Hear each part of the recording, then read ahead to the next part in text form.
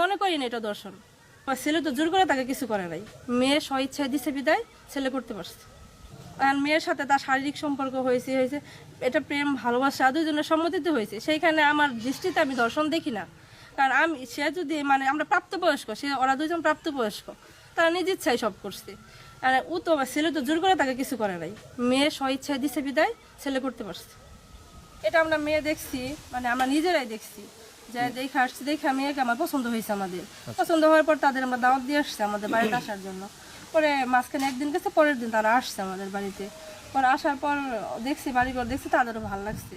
পরে আমি বলছি তাহলে যেহেতু ভালো লাগছে, আমি জব করি গাজীপুরে, আমি জব করি, আমি চলে যাবো, যেহেতু রবিবার পর্যন্ত আমার ছুটি নেওয়া, তাহলে আমি আজকে কাবিন করে ফেলি, মানে কোর্ট ম্যারেজ করে ফেলি, আগামীকাল বোয়াই না বাড়িতে রেখে পরে দিলাম চলে যাব। এটাই আমাদের প্ল্যান। এটা আমরা কোর্টে দিকে পড়াইতে চাইছি, তাদেরও ইচ্ছা আমাদের ইচ্ছা ছিল যে আমরা একেবারে কোর্টে দিকে।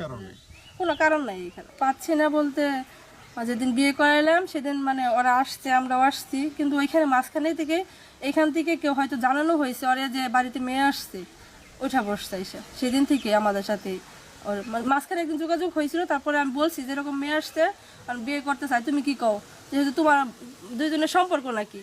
পরে বলে না, আমার সাথে ওর সম্পর্ক আগে শেষ হয়ে গেছে, যা হয়েছে আমাদের দুইজনের সম্মতিতেই হয়েছে। প্রেম ভালোবাসা মানুষ পৃথিবীতে সবাই করে, ও করছে আমিও করছি, দুইজনের সম্মতিতেই আমাদের দুইজনের সম্পর্ক নষ্ট হয়েছে।